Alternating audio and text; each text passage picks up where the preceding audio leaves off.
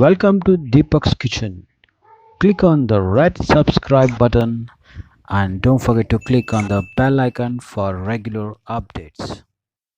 ನಮಸ್ಕಾರ ವೀಕ್ಷಕರೇ, ನಾನು ನಿಮ್ಮ ದೀಪಕ್ ಕ್ಷತ್ರಿಯ. ಇವತ್ತಿನ ಇನ್ನೊಂದು ಸಂಚಿಕೆಯಲ್ಲಿ ನಿಮ್ಮನ್ನ ಸ್ವಾಗತ ಬಯಸ್ತಾ ಇದ್ದೀನಿ.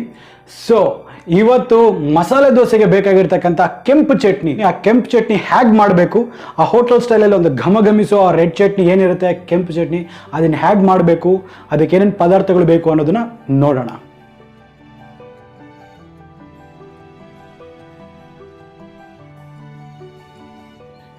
ಈಗ ಈ ಮಸಾಲೆ ದೋಸೆ ಕೆಂಪು ಚಟ್ನಿ ಮಾಡಲಿಕ್ಕೆ ನಾನೊಂದು 10 ಬೇಡಿಗೆ ಮೆಣಸಿನ್ಕಾಯಿನ ನೀರಲ್ಲಿ ನೆನೆಸಿದ್ದೀನಿ. ಇದನ್ನು ಈಗ ಈ ಬ್ಲೆಂಡರಲ್ಲಿ ಹಾಕ್ಕೊಳ್ಳೋಣ.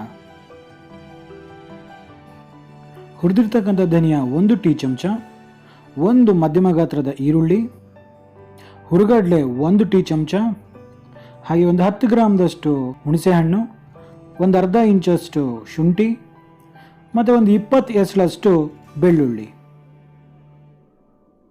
ಮತ್ತು ಇದರಲ್ಲಿ ಒಂದು 1/4 ಟೀ ಸ್ಪೂನಷ್ಟು ಜೀರಿಗೆ. ಇದನ್ನೆಲ್ಲವೇ ಸ್ವಲ್ಪ ನೀರಿನ ಸಹಾಯದಿಂದ ಒಂದು ಮಿಕ್ಸಿ ಜಾರಲ್ಲಿ ಚೆನ್ನಾಗಿ ರುಬ್ಕೊಳ್ಬೇಕು. ನೋಡಿ, ಈಗ ಈ ಮಸಾಲೆ ದೋಸೆಗೆ ಬೇಕಾಗಿರ್ತಕ್ಕಂಥ ಕೆಂಪು ಚಟ್ನಿ ರೆಡಿಯಾಗಿದೆ. ಇದಕ್ಕೆ ಬೇಕಾಗಿರೋದಷ್ಟು ಉಪ್ಪನ್ನ ಹಾಕಿಬಿಟ್ಟು ಇದನ್ನು ಮಿಕ್ಸ್ ಮಾಡಿಕೊಂಡ್ರೆ ರೆಡಿ. ಈಗ ಇದರಲ್ಲಿ ಬೇಕಾಗಿರ್ತಕ್ಕಂಥ ಉಪ್ಪನ್ನ ಹಾಕ್ತಾ ಇದ್ದೀನಿ. ಇದನ್ನು ಚೆನ್ನಾಗಿ ಮಿಕ್ಸ್ ಮಾಡ್ಕೊಳ್ತಾ ಇದ್ದೀನಿ. ನೋಡಿ, ಈಗ ಹೋಟೆಲ್ ಸ್ಟೈಲಲ್ಲಿ ಮಸಾಲೆ ದೋಸೆಗೆ ಹಾಕ್ತಾರಲ್ಲ ಘಮಘಮಿಸುವ ಕೆಂಪು ಚಟ್ನಿ, ಮಸಾಲೆ ದೋಸೆಯ ಕೆಂಪು ಚಟ್ನಿ ಈಗ ತಯಾರಾಗಿದೆ.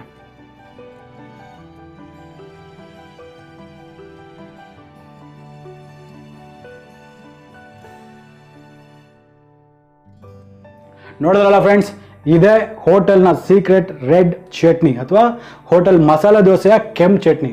ನೋಡಿದ್ರಲ್ಲ ಎಷ್ಟು ಸುಲಭ ಅಂದ್ಬಿಟ್ಟು. ನನಗೆ ಅನಿಸುತ್ತೆ ನಿಮಗೆ ಈ ವಿಡಿಯೋ ಇಷ್ಟ ಆಗಿದೆ ಅಂದ್ಬಿಟ್ಟು. ಇಷ್ಟ ಆಗಿರೋ ದಯವಿಟ್ಟು ಈ ವಿಡಿಯೋನ ಲೈಕ್ ಮಾಡಿ, ಶೇರ್ ಮಾಡಿ, ಸಬ್ಸ್ಕ್ರೈಬ್ ಮಾಡಿ, ಪಕ್ಕದಲ್ಲೇ ಇರ್ತಕ್ಕಂಥ ಬೆಲ್ ಐಕಾನ್ ಒತ್ತೋದನ್ನ ಮರಿಬೇಡಿ. ನಮ್ಗೆ ಎಲ್ಲ ರೀತಿಯ ಅಪ್ಡೇಟ್ಸ್ ನಿಮಗೆ ಮೊದಲು ಸಿಗೋದಕ್ಕೆ. ನಾನು ಇನ್ನೊಂದು ಸಂಚಿಕೆಯಲ್ಲಿ ನಿಮ್ಮನ್ನು ಭೇಟಿ ಆಗ್ತೀನಿ. ಅಲ್ಲಿವರೆಗೂ ನಾನು ನಿಮ್ಮ Deepak Kshatriya, signing off and ಜೈ Hind. Subscribe to my channel. It's completely free.